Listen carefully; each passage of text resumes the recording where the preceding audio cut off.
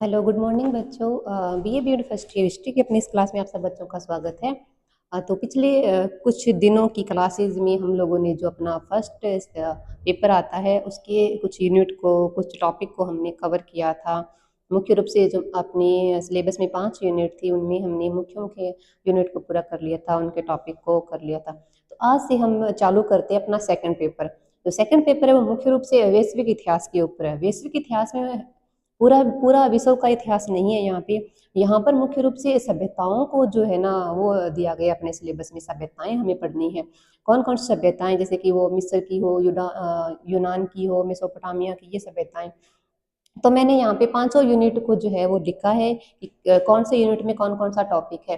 तो जो first unit है उसमें है अपना पाषाण काल के बारे में। पाषाण काल, जिसमें इसकी पूर्व पाषाण काल, मध्य पाषाण काल, फिर उत्तर पाषाण काल आता है। फिर उन पाषाण काल की विशेषताएं क्या है वो चीजें हमें पढ़नी है।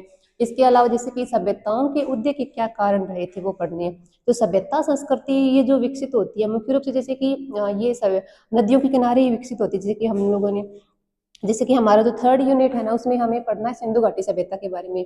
तो सिंधु घाटी सभ्यता में हम क्या देखेंगे, हड़प्पा को पढ़ेंगे, मोहनजोदाड़ो को पढ़ेंगे, अलग अलग स्थलों को भी पढ़ेंगे। तो सारे स्थल जो है ना मुख्य रूप से नदियों के किनारे ही विकसित हुए हैं वो। जैसे कि हड़प्पा का हम देखते हैं रावी नदी के किनारे जो हड़प्पा सभ्यता विकसित हुई थी। मोहनजोदाड़ो का हम देखते हैं सिंधु नदी के किनारे वो हड़प्पा वो स्थल था वो विकसित हुआ था। इसके अलावा जैसे कि अपनी हनुमानगढ़ जो जिला है वहाँ पे कालीबंगा सभ्यता है, वो गगर नदी के किनारे। तो ये तो हमारे भारत की सभ्यताएं हैं। ये जो हमारा सिलेबस है, ये जो पेपर है उसमें हमें वैश्विक सभ्यताओं को पढ़ना है।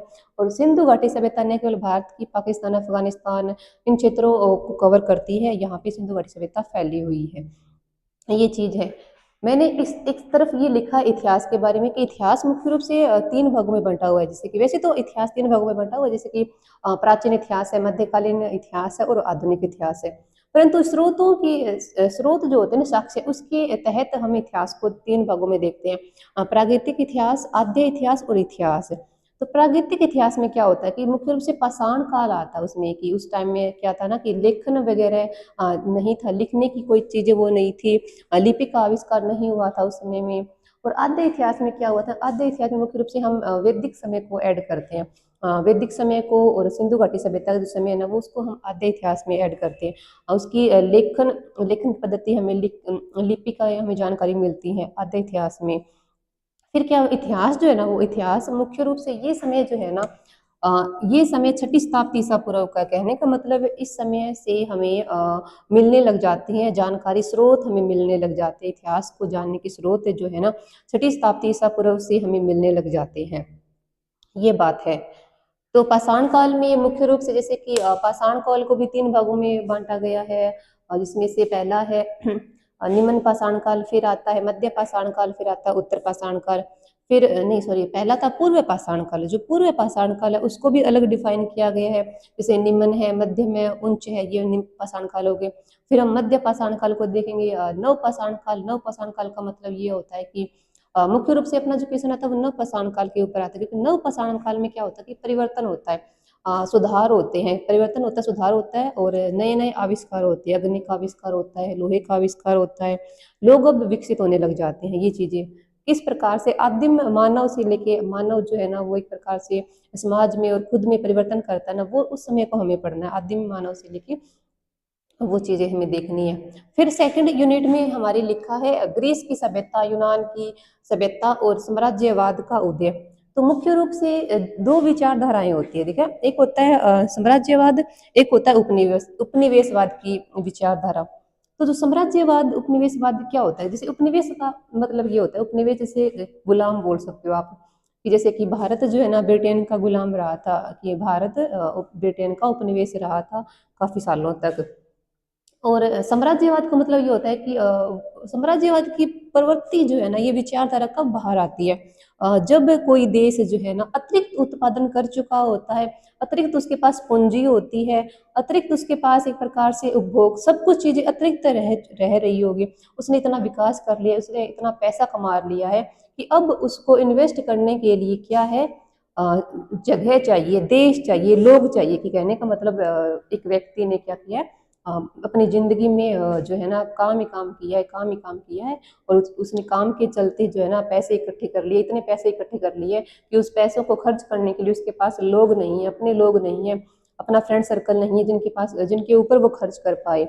तो वही बात है ना कि यूरोपीय देश जो थे ना, मुख्य रूप से यूरोपीय कंट्री, ब्रिटेन, इंग्लैंड, जर्मनी, ये पुर्तगाल, ये देश थे ना, इन देशों के अंदर क्या हुआ था, साम्राज्यवाद के, उपनिवेशवाद की विचारधारा का जन्म हुआ था।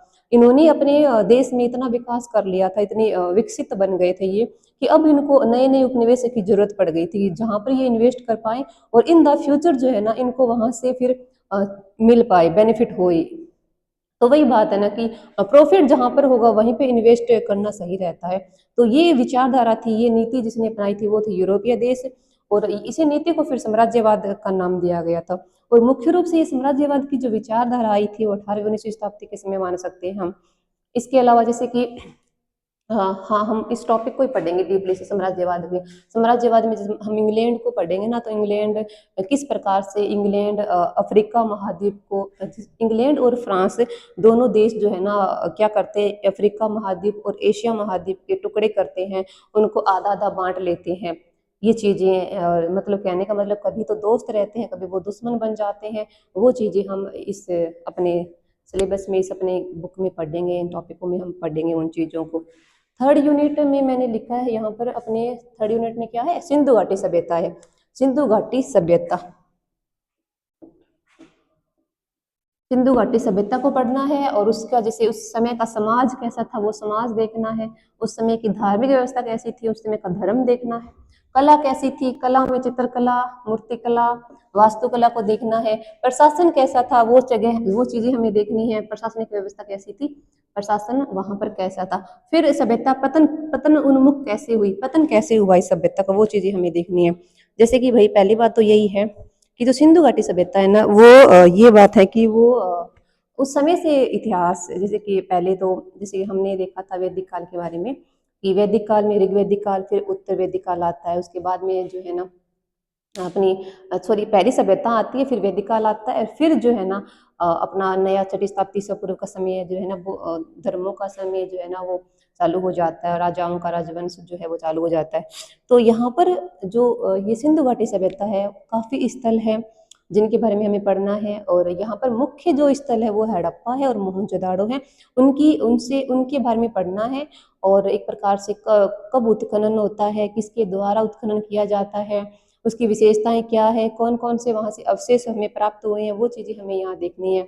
और हड़प्पा का एक प्रकार से विस्तार कहाँ कहाँ है सिंधु घाटी सभ्यता का, एक लाइन में अगर मैं आपको ये बताऊं थोड़ा सा इनका, ये है सिंधु घाटी सभ्यता। सोचो, कल्पना करो, ठीक है, कि भारत का नक्शा है, पूर्व से पश्चिम की दिशा ये है, उत्तर से दक्षिण की दिशा ये है। उत्तर में हिमालय, दक्षिण में अपना, उत्तर में जम्मू कश्मीर है, दक्षिण में अपना केरल तमिलनाडु वाला क्षेत्र है। हाँ, पूर्व जो क्षेत्र है ना वो अपने भारत का जो भी राज्य है, पूर्वोत्तर के राज्य, और पश्चिमी की राज्य राजस्थान तक, ये भारत का नक्शा सोचो। यहाँ पर हमें मैं आपको ये बता रही हूँ कि हड़प्पा जो सभ्यता है, सिंधु घाटी सभ्यता जिसको बोलते हैं, उसका विस्तार कहाँ कहाँ था। अगर हम माने उत्तर से दक्षिण की तरफ देखें, तो उत्तर में जम्मू कश्मीर जो है ना, जम्मू एंड कश्मीर, जम्मू एंड कश्मीर में पड़ती है एक जगह मांडा नाम की, मांडा, मांडा एक जगह है, और ये है चेनाब नदी के किनारे। तो वही बात है कि जो नदियां हैं, नदियों के किनारे ही सभ्यता का जन्म होता है, और ये चीजें हैं। और प्रत्येक सभ्यता की प्रत्येक नदी तो नहीं कह सकती, परंतु प्रत्येक सभ्यता का विकास नदी के किनारे ही हुआ है, ये बात थी। फिर दक्षिण में हम कौन सी जगह देखेंगे, दक्षिण में हम देखेंगे देमाबाद, देमाबाद, ये महाराष्ट्र में पड़ता है, देमाबाद महाराष्ट्र में है, और यहाँ पे नदी आएगी परबरा नदी,